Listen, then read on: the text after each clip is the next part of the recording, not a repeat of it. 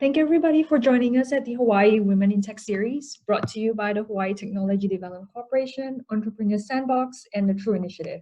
My name is Ellen Ng, and I'm the Economic Development Specialist here at HTDC. Before we bring on Colleen, some quick introductions to the organizations behind this effort. HTDC is a state agency attached to the Department of Business, Economic Development, and Tourism. Our mandate is to grow the tech economy and workforce here in Hawaii. The Entrepreneur Sandbox is a co-working facility here in Kaka'ako, owned by HTDC and managed by our operating partner, Box Jelly. For more information on the Entrepreneur Sandbox, please visit sandboxhawaii.org. The True Initiative is a joint effort among the public and private sectors, together with the state of Hawaii, to encourage knowledge sharing and the adoption of technology and best practices to create a resilient and thriving Hawaii. The True Initiative is an extension of the Hawaii Executive Collaborative. If you're interested to learn how you or your organization can be part of the True Initiative, please visit hec.org/true. So some housekeeping before we dive in. This session will be recorded and will be sent to all who registered. And throughout the session, feel free to send in your questions through the Q&A function, and we can address them as we speak to Colleen or during the Q&A portion of this webinar. So today we have the privilege of speaking to Colleen Newberry, Data Analytics Manager at First Hawaiian Bank. I first heard of Colleen at a Women in Data Science conference earlier this year. After kind of stalking her briefly, she joined my list of very cool women, and I knew that I needed to have her share her story here on our Women in Tech series. With an extensive background in analysis and modeling, Colleen uses the skills she developed in academia to lead a team of data scientists for First Hawaiian Bank as the manager of the data and analytics department for the state's oldest and largest bank. Prior to moving here almost 3 years ago, she won a graduate student research fellowship through NASA's Jet Propulsion Laboratory to study Mars paleomagnetic fields, and a postdoctoral research position as part of NASA's GRAIL mission to study the gravity signature of impact crater formation on the moon.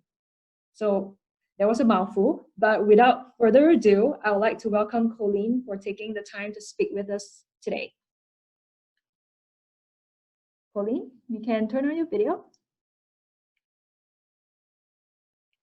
It's saying that the host won't let me. Oh, just give me 1 second.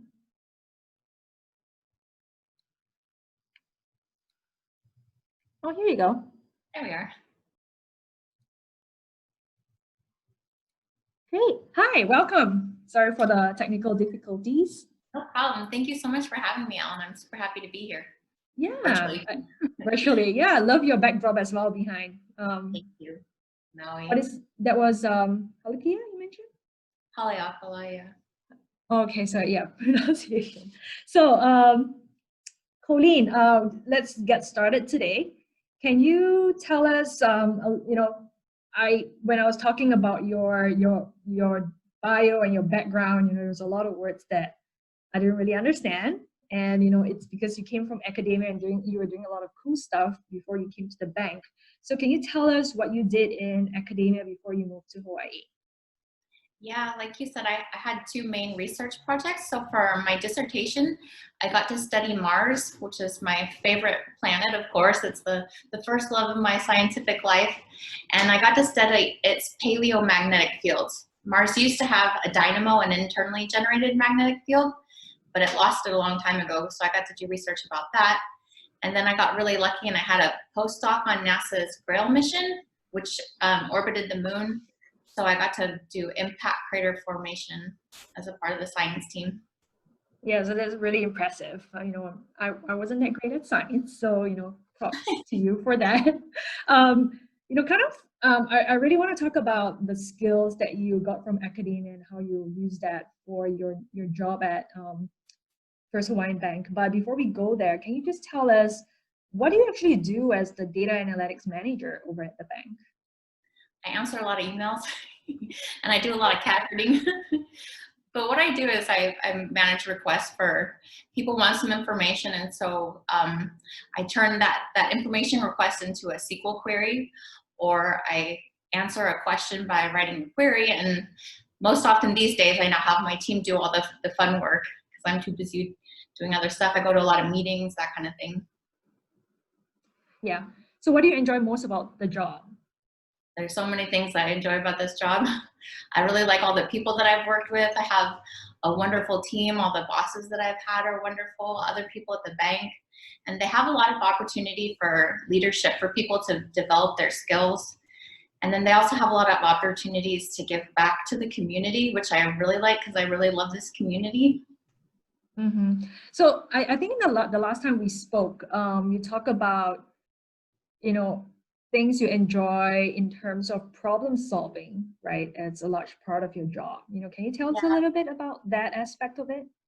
Sure. So my two requirements for leaving academia and leaving, studying planets, which is something I really love challenges. I like to figure things out. And so I had to have something where I got to use my brain and figure things out, which I definitely get to do a lot of bank. There's so many interesting problems. And then I also wanted to live somewhere that I loved also, because I lived in some places that had really cold weather, and I don't like cold weather. Yeah.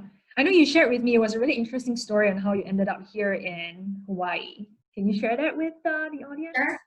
Yeah, so I was on the Grail mission, like I said, and we had a team meeting here because there are two researchers at UH.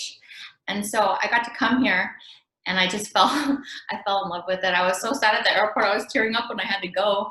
So Yeah. I looked for jobs when I got back and didn't find any. And I finally found this one. I got really, really lucky.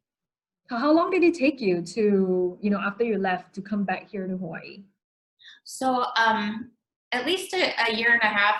So I immediately when I got back, I looked for jobs and didn't find any.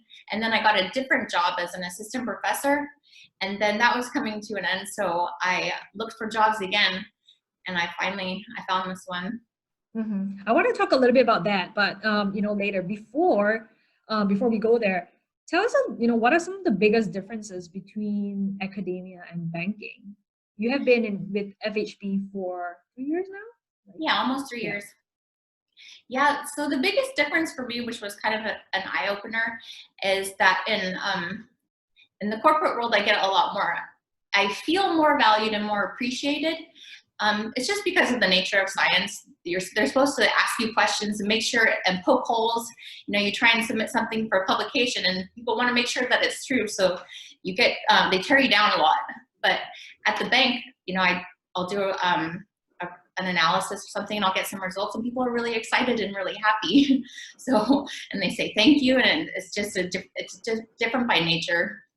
You feel more supported over at the bank in terms of. I got lucky in academia. I felt supported, but it's not. You don't go through the same sort of process when you show people your results. They're not trying to tear you down. Now I do it to myself automatically, and I make sure I check everything 10 times to make sure that's right. Mm-hmm. So what is a typical day for you at the office like as its data analytics manager? And has it changed since, COVID started? Yeah, it's definitely changed since COVID started for sure. So it used to be that I'd be in the office and I'd be working with my team and working, going to meetings and managing requests. But we've all gone 100% virtual now. So it's a lot of phone calls, and all the conversations that we would have had around our desks, we now have it on Slack. And there's a lot of video conferencing for meetings and phone calls. So what are some of the tips that you might have kind of managing your team through, this virtual structure? Yeah, as soon as the pandemic started, I'm really lucky. At UCLA, they do webinars for the alumni, and so they had one on managing a team, and so I took that and I check in a lot more. So we used to have bi-weekly meetings with my team, and so now I make them weekly, and we do a lot of video conferencing and more phone calls, more chatting, just so you can stay connected, because you feel a lot less connected, but I still want to keep our connection. Yeah, so do you feel like you have to check in more often with your team members, just to see how everyone's doing? Yeah, they're really good about checking in with me, but I make sure that they're okay and they're doing well, not just like from a work standpoint, because the things are kind of weird right now. So I just make sure that people are okay Yeah. and everything is going well. Yeah, that's good to hear. So, I think you mentioned briefly earlier that, Hawaii was a large part of why you decided to move here, and that kind of also encouraged you to move from academia into the corporate world, right? Were there any other reasons for that switch? And Yeah. and what are some of the challenges you faced with that? Yeah, I was definitely ready for a change. I had spent almost 2 decades in academia, and so I was ready to try something new. And it had gotten to the point where a lot of my time I wasn't doing actual science anymore. I was doing administrative stuff, and yeah, like I said, I really wanted to be here. And it was pretty hard to transition out of academia into the corporate world. The biggest challenge was explaining to people in the corporate world that there's transferable skills. Even though I studied planets, I still have analytical skills that you can apply to bank data. I got really lucky, and also I had to take my 8-page curriculum vitae CV, and I had to turn that into a 2-page resume. But I got really lucky. I had a friend from graduate school who had left academia, and she works at Netflix now, and she was super duper helpful. Yeah. So, I think it's really interesting kind of how people transition from academia to different roles in the corporate world. How did you identify data analytics as a role that you could, get into? Yeah, so the terms data analytics and data science are pretty new and they're becoming more mainstream, but I've been doing data analysis for a really long time. And so I didn't know exactly what role I would end up going into. I was pretty open-minded about it. And Mm-hmm. so when I was looking for jobs, I would do job searches and I would put like keywords like quantitative analyst or researcher, engineer, scientist, systems, things that I've kind of already had done before were interested in doing. Something technical, like I said, where I get to use my brain. Yeah. And I think another, when I speak to friends who came up from academia, one of the difficulties is appealing to recruiters in the corporate world, right? Because I think the language they speak, and, as you said, from a CV, from an 8-page CV all the way to a 2-page CV, it's the amount of time that they give is very limited, right, to applicants. So how did you, and what kind of strategies did you use to appeal to recruiters when you were job hunting here in Hawaii? Yeah, I worked really hard on my resume and my cover letters. Um, but with this job, I got really lucky. The recruiter ended up being my manager, and he was really smart. And they already had some PhDs at the bank, and they knew that that these skills translated from the academic world. Mm-hmm. And my boss, he also said that I had a lot of publications, which showed that I did a lot of work. So, and You were he also, hardworking. yeah, I had a lot to show for my years in academia. I actually didn't even think I was going to get an interview with this job because I didn't have a couple of the programming languages that were required, and I didn't know anything about residential real estate. But he understood that that meant, because I have a PhD, it meant that knew a dozen other languages, so I could probably learn those too. So I got very lucky with my boss. So what do you think are some of the skill sets? I know you talked a little bit about data analysis and so on that you used in your PhD that kind of got you this job as well. On top of that, what other skill sets do you think you brought from academia to help you secure this job that you have? Yeah, so in academia, like I had to give talks at conferences, and I'd also do a lot of education and public outreach. So I had to learn to talk to regular people, like scientists aren't regular people, but so I kind of have a good translation skills. I can explain scientific and technical things to people that don't necessarily understand science, and vice versa. I can explain business ideas, something that my boss wants, and I can explain that to more technical people. Mm-hmm. So would you recommend, I think this actually is a great segue to a question that we got from a student. So Sarah's asking, what skills would you recommend graduate students with similar backgrounds as you learn that so that they are prepared to transition into banking? Any specific programming languages? I know you mentioned that you didn't do any programming, but some of the skills you mentioned. On top of that, if you could go back and learn some maybe programming languages, what would you learn? Oh, I definitely learned. I knew programming language. I just didn't know the ones. So now I use R. Python is also really good. SQL for sure, and then like also JavaScript is good. Those ones are I think probably the main ones being used in banking. Okay. Sarah, I hope we answered that questions. I think the other skills she mentioned earlier as well. So I think one question that we had, I mean, if you look at a lot of job listings for data scientists or even data analytics positions, like in the Bay Area, for example, some of them ask for like PhDs.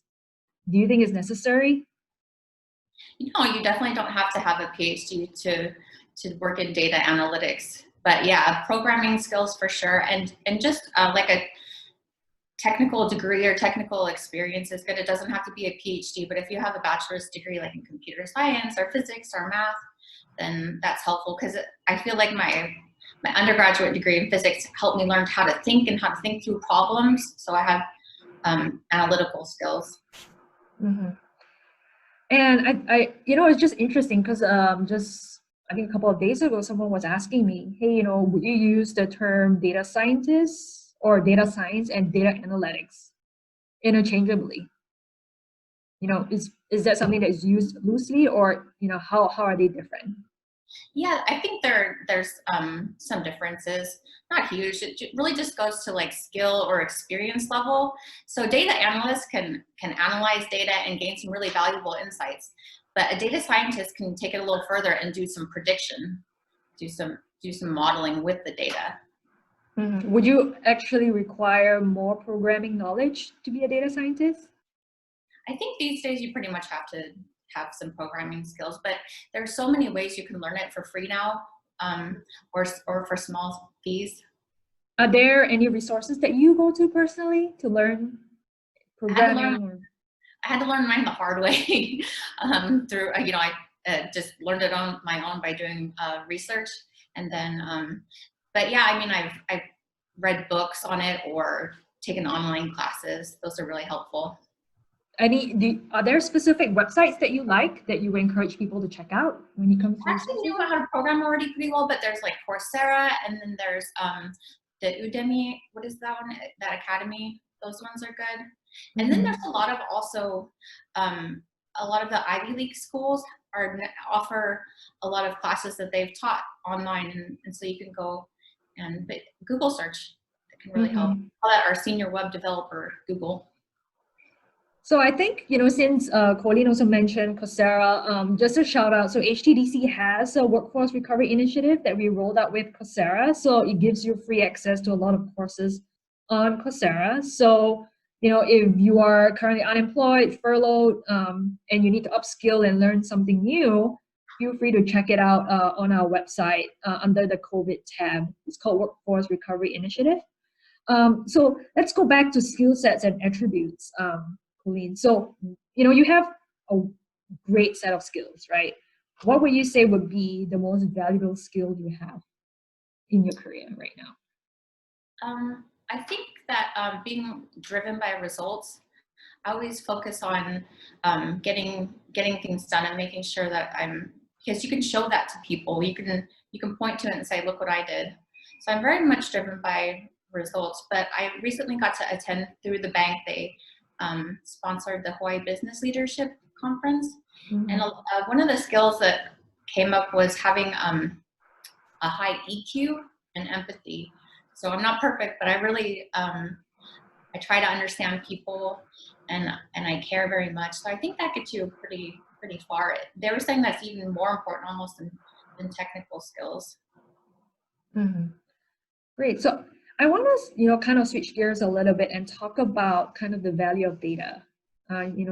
Especially since you're an expert in this area. So, people use data for decision making every day, right? And most of us don't even realize it. Can you give an example of how data is being used, by the average Joe, and how that's kind of aligned with what you do at your work? Sure. So it's kind of funny because data is just another way to say information. So we're constantly taking in information all the time. Your eye is collecting data all the time. So when you see something move, you've taken in data and you've determined that it it moved closer to you because it got bigger, that kind of thing. But what I think you're getting at is more data. That's like more subconscious. It happens without us thinking. But in day-to-day life, people use data all the time too. Say if you're gonna buy a car, you're probably gonna do some market research, look at what the prices are, and maybe check out the safety features and see how they have performed. So that's an example of how people use data.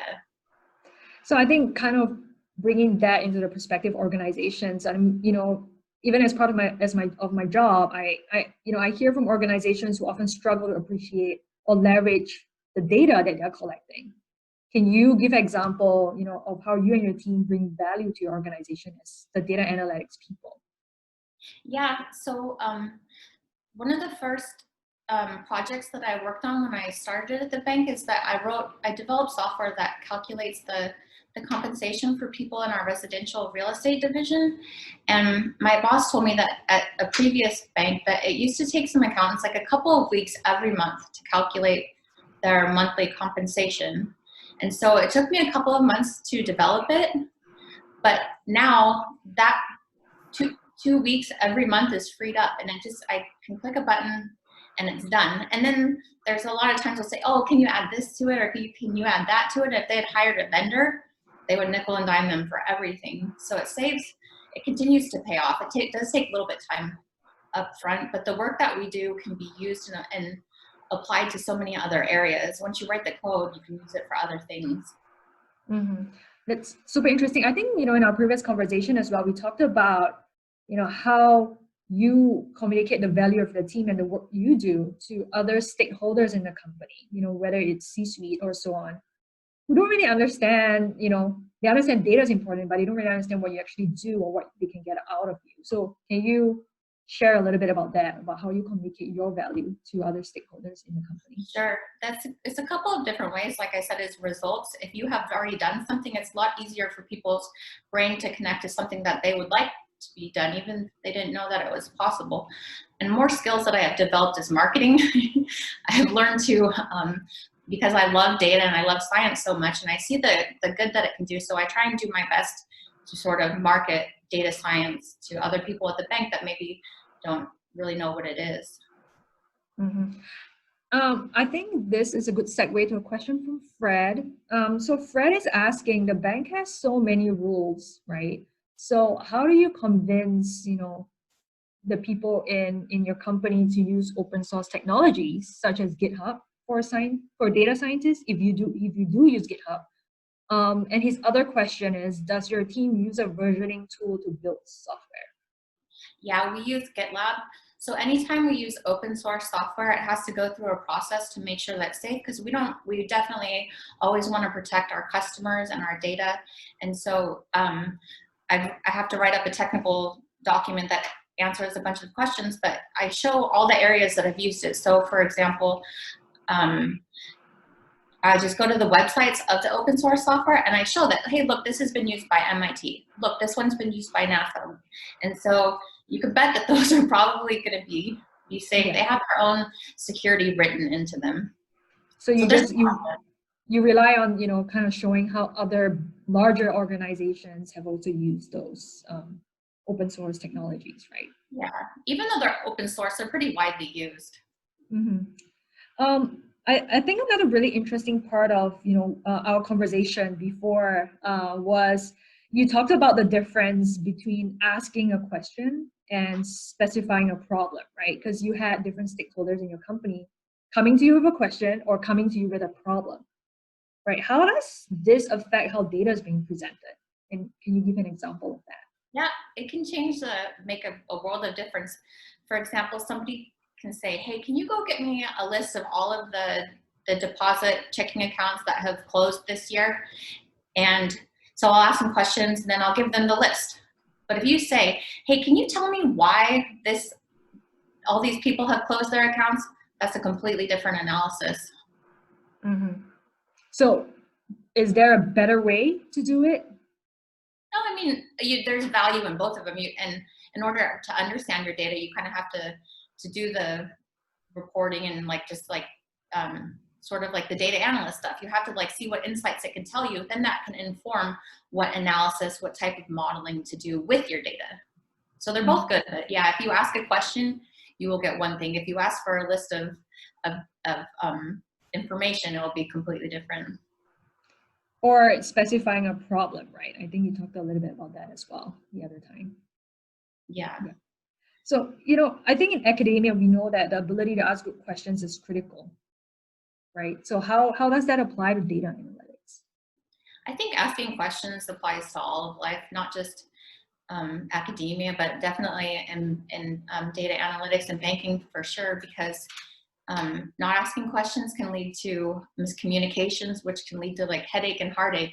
So I always try and be as clear as possible about what people want, because people will say, oh, hey, I would like this. So I always try and make sure, because you could say one thing and mean that you want something else. And then that person goes and spends their time, which is a really valuable resource, and it wasn't what they actually wanted. So I always try and make sure to get as much clarification as possible.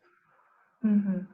Yeah, it's true. So, there's a question I want to ask, but before that, let's jump to a question from John. He's asking, how is, your organization incorporating machine learning and AI to automate processes and streamline decision making? Yeah, so like I was mentioning, one issue is that people close accounts, and you don't want people to close their accounts. That's called attrition. So we're starting to use machine learning to do that.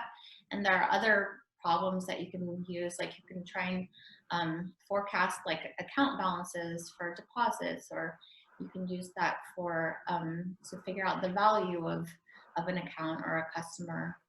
And you can use it to try and understand your customers better, and so you can make better products for them and you can market to them better. Those kind of things. I hope that answers the question.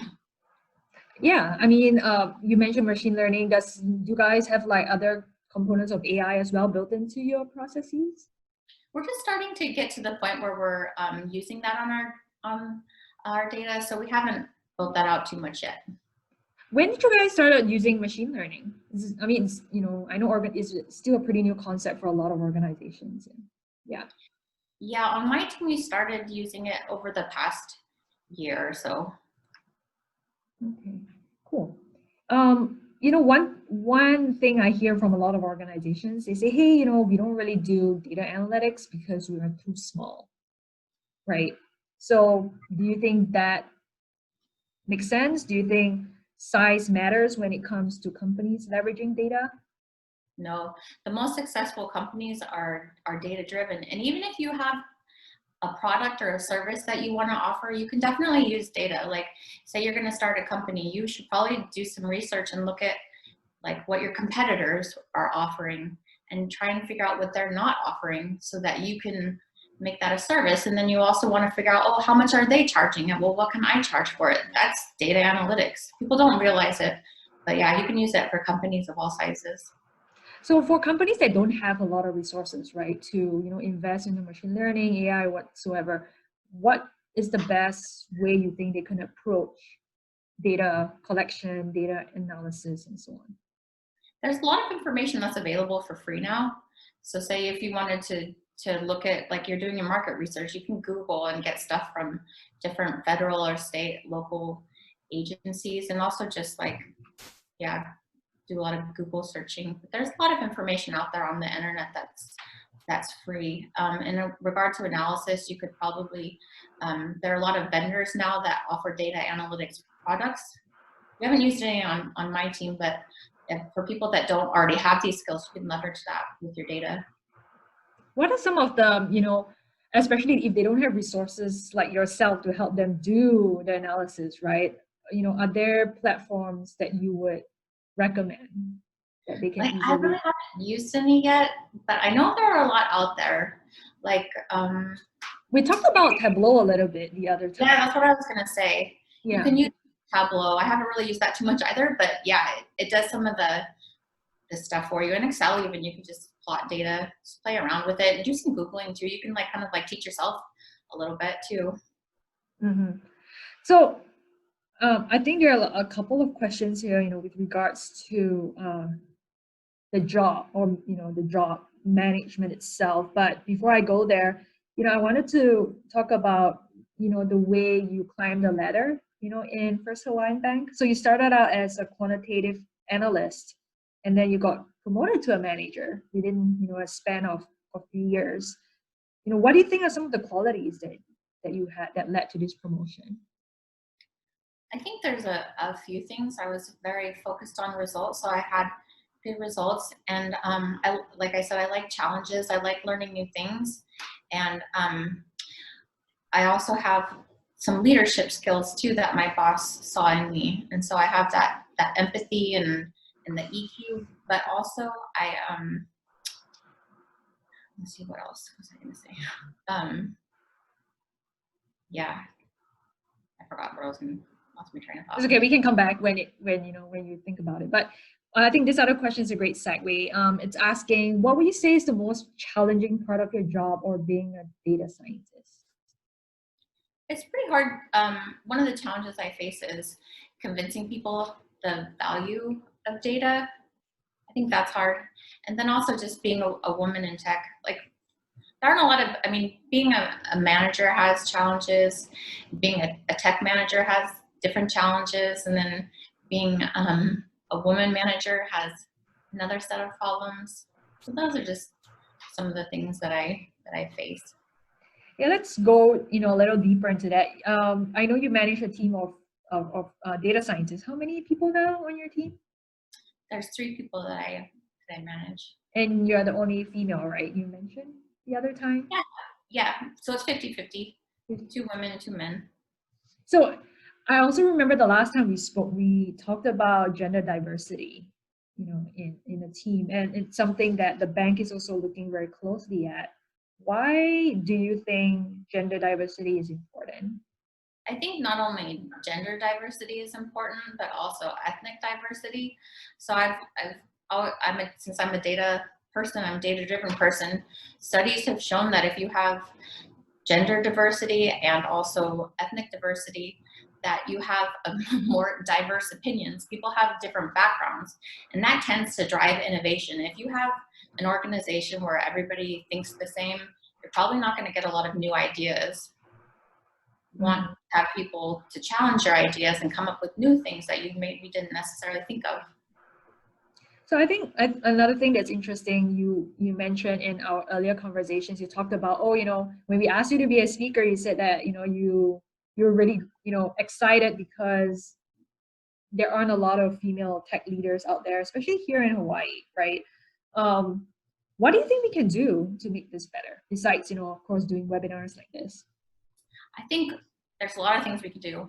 We can hire more women for sure, and we can promote those women and make the environment more inclusive to women. A lot of women, especially like in Silicon Valley, will leave tech because it can be very hostile. And even if people don't mean to do that or aren't aware of doing that is happening, but it's there and it will cause women to leave. And also people of different racial backgrounds too. Are there specific initiatives at the bank to, kind of encourage either gender diversity or ethnic diversity? And in Hawaii, you don't have to worry too much about the ethnic diversity. We're more diverse, I would say, than a lot of places on mainland. Mm-hmm. But yeah, they have initiatives, like they have leadership forum for women, and they'll have give talks, and there's a lot of opportunities. Yeah, they do a lot to help women out. So what do you think are some of the ways women technologists like yourself can be a better role model for the future generation? I think women technologists are doing a great job of being role models. I think that our society can probably do better at encouraging women and like celebrating their leadership. So yeah, I think that women are doing a pretty good job at doing it, but our society could be more encouraging. Yeah, so like for example, like you stepping up to share your story as well. I think that kind of helps, women to think about, or even girls to think about different or alternative career paths, right, as they're going through school and so on. I just kind of want to, jump to a different topic here, kind of in line with what we've been talking about. But Michelle's asking, just like, she wanted to get your thoughts on Hawaii and its ecosystem for data, or the appetite for the consumption of data. Yeah, I think most most places could really use data. I think that Hawaii is a bit traditional, and so technology hasn't been embraced necessarily like it has been on mainland, but that's a great opportunity for us to come up to speed and really innovate by using it. Is there a forum that you know of here, forum for data analysts here in Hawaii that you go to? Yeah, there's like a meetup group for people that want to learn Python, and it's for people at all levels. So yeah, there are a lot of opportunities out there, I think, for people that want to learn. So besides the Python group, are there any other platforms that you will recommend, or that you have been part of, for example? I haven't been part of too much stuff yet, but like there's a great data science program at UH. So yeah, I bet there's more resources. So since I'm not in academia anymore, but I know that there are like some Facebook groups of people that do this, like local ones too. Yeah. Okay, I think we have a couple of other questions here that it's kind of in line with what you were talking about. So Amanda is asking, with Hawaii being so competitive, what advice would you give for an aspiring analyst to get into the finance industry? Yeah, just keep applying to places. Do your best to work on your resume. There's a really great article that was like in like Business Insider, and it was this executive from Google, and he talked about how you should structure your resume. So most people kind of list the things that they've done. They say, oh, I make this report and I do that. But what you should really say is talk about your results. So I got these results by accomplishing this, and this is how I did it. So, but always focus on the things that you have done, and always like brush up on your skills. Look at the job descriptions that you're applying to, and if you don't have some of those skills, then there are a lot of resources out there to try and learn new ones. I think on that note as well, there's another question about SQL, right? So do you have any advice for someone who's learning SQL, best practices or ways to practice? Yeah, I didn't even know what it was before this job, so I had to learn it really fast. But there's a lot of resources out there. Like, so I program in R Studio, so they have like a module that will help you to learn. Also, like I said, all the online ones like Coursera and all the and you can read books about it too. I bought a book and I read it. But practicing is the best way to do it. So if you do those online classes, especially if they have like hands-on tutorials, I think that's probably the best to learn SQL. Yeah, so I think Amanda, there are SQL classes on Coursera, so definitely check it out to see if that would be helpful for you. Ryan is asking, what advice would you give someone who does not come from a technical background, like sales, for example, who wants to get into data analytics? Yeah, I mean, I think data analytics and can be infused into most areas. So in sales, if you know your customers and you sort of understand the behaviors, so I would recommend maybe learning some programming skills, because that's the best way it's a good way to analyze data. You can use Excel, but it'll always come in handy knowing some technical skills. So you don't have to go out and get the technical degree, but it will help if you do have some technical skills. So I think what's also interesting is kind of layering on, like you said, the programming languages or technical skills on top of domain knowledge, like sales or marketing, right? To kind of distinguish yourself from, the traditional paths that, technical students take, right? Coming out of the universities. I think on that note, we have a question as well from Leanne. She's asking, are there any projects that a computer science and finance undergrad student aspiring to be a data scientist in the finance industry can work on while in school to stand out and be prepared for a role? Yeah, for sure. I would just maybe look at there's a lot of companies, big companies especially, because they have a lot more money to invest in data analytics. So like JP Morgan Chase, for example, they have a like whole data analytics like area, and they have a bunch of people, but they do projects similar to the ones I've been talking about, like customer, like trying to prevent people from closing accounts or forecasts. So I would just kind of Google and look around, see what the other banks are doing, and then apply some of that to the data itself and make it into a project. Just kind of like figure out which one is most interested to you, and then apply that. Is First Hawaiian Bank taking any interns? I haven't seen anything because of the pandemic and so on. Yeah, a lot of things are different now at the bank. They do have a program for interns, and we actually had one intern from UH who ended up becoming like a part-time work while he was in school. So yeah, it's possible, but I'm not sure how things are going now with the pandemic. A lot of things are on hold. So Michelle is also asking, she's like, is there a use case you can share where data has been valuable in driving a business decision? I think you kind of talked a little bit about that. For example, why people are closing accounts. She's asking if you will ask these questions, or do you have to be curious about the data? It's both. I mean, another thing that we've done is we have people that we can try and predict when people will close accounts, but another thing that you can do is try and figure out, okay, these people closed their account already, like they paid off their mortgage early. Why did they pay off their mortgage early? So that's one way that data drives a lot of decisions. You can use it in almost any area of the bank. You could also look at your characteristics of customers to see maybe, hey, so we have all these people that have a loan with us. What are the chances, or what's the risk that they're not going to pay? Especially right now, banks are especially concerned with that. So you can try and figure out and try and come up with a probability, with an estimate that people are going to not be able to make their payment. So banks have to worry about that kind of thing too. So I think one thing that's interesting for me is kind of understanding what is one of, or probably the most difficult question you have been asked so far in your 3 years at the bank, that you're like, okay, I need to take a step back and think about this. I don't know. I mean, that one's hard because I think most of those are not related to data analytics itself. It's like, how do I convey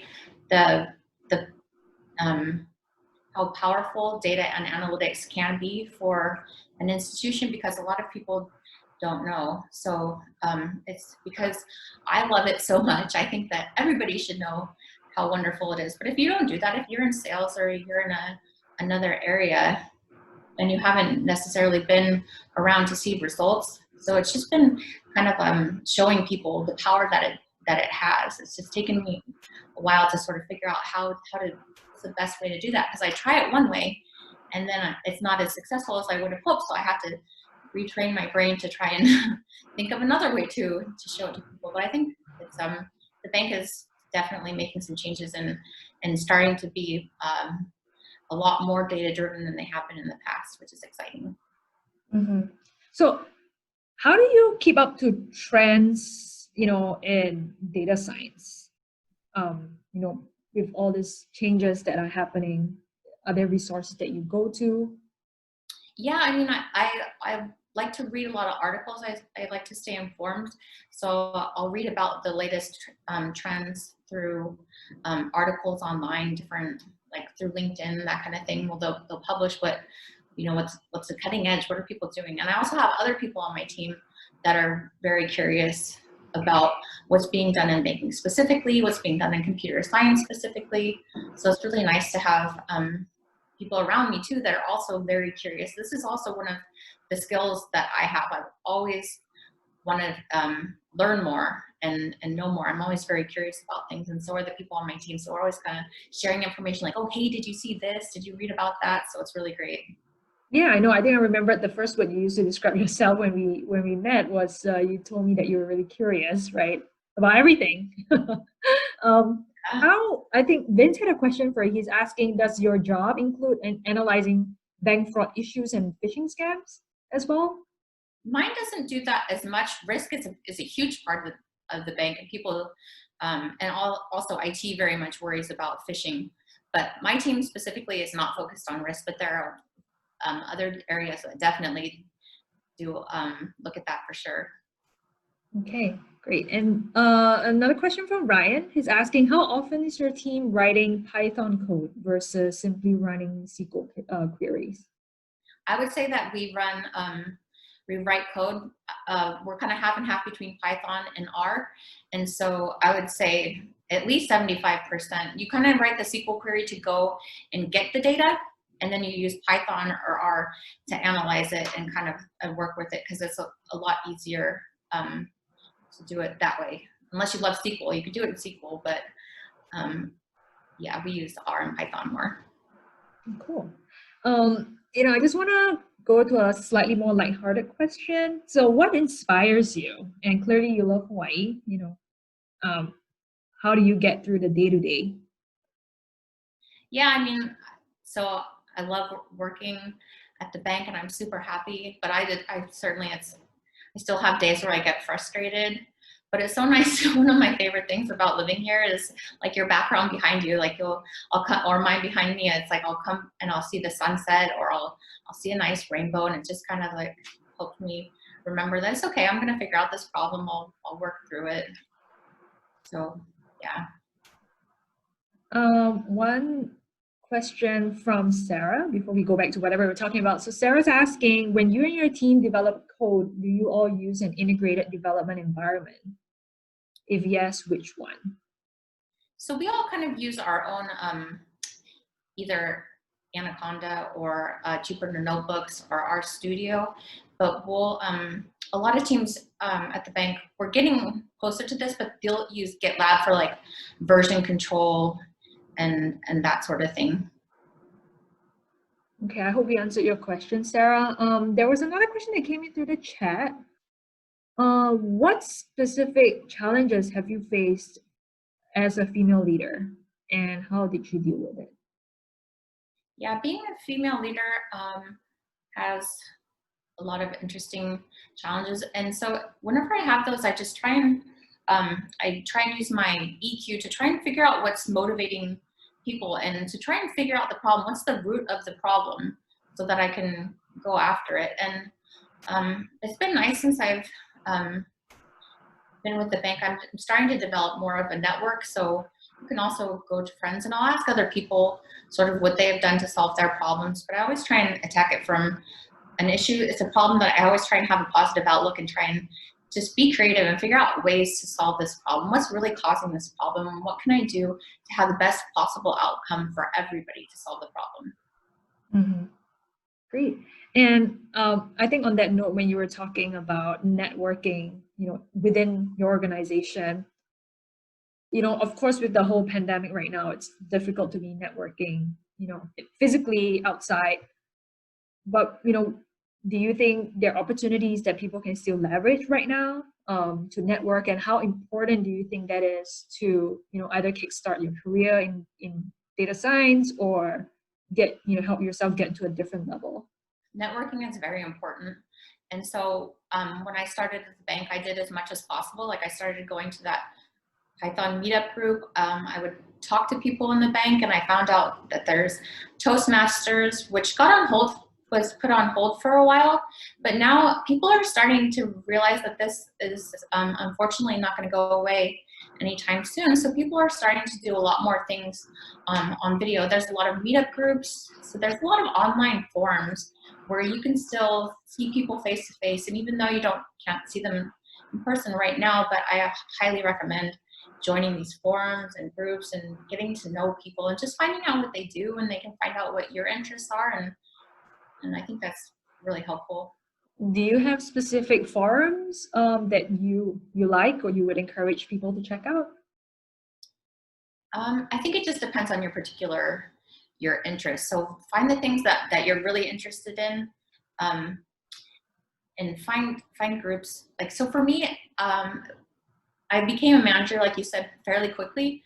So I read a lot of like books and other things on brushing up my leadership skills, because that was new for me. But I was also really, really busy, because I went from a team like pretty much just me. And then I had to hire 3 new people, and that took about 6 months to do. And then it was just like growing my team. So I got pretty busy for a while. And so now I'm working on my leadership skills. And so I'm doing these conferences through the bank. But for someone that isn't in the managerial role yet, I would recommend just finding other people that do the things that you're interested in, like Python or just programming in general or other things along those lines.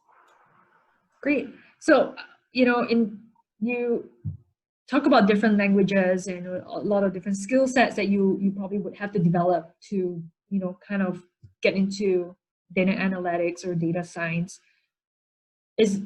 Personally, do you do any goal setting to kind of tick off the boxes as you go along? And how will you?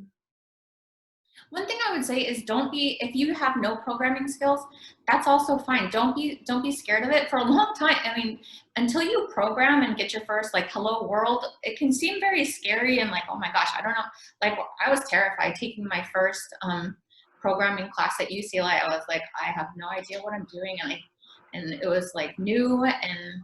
But then once you get into it and you're like, oh, that's how you do it. It's really not that hard. So just try things. And then you're going to find things that you do like and stick with those and but you're also going to find things that you don't like. And so obviously don't do those. So you're saying just take the first step and then figure it out from there. Don't think too much, right? Yeah, before you exactly. take that So first step. I started off in undergraduate and I wanted to study astronomy and they didn't have that major. So I did physics. And then when I got to my senior year, I had kind of a crisis. I was like, oh my God, I don't want to do this. And so then I found about planetary. And so I've changed a lot of my career. It's kind of like been not a straight path, and then I studied Mars and then I studied the moon and I did a bunch of different things. So, and along the way, I've sort of like figured out, oh, I really enjoy doing that. And then there are times where it's like, oh, I don't really like this. So I would just try something new. Yeah. So it's a non-linear path, like career path, but kind of, pulling out all the skill sets that you develop across the years, right? And bringing them together for the role that you have now. I think before we go on to my last question, there's a question through the Q&A. So this person is asking, as a developer / data scientist / analyst, can you do well without becoming a manager, or is management the only way to advance at First Hawaiian Bank? Oh no, definitely.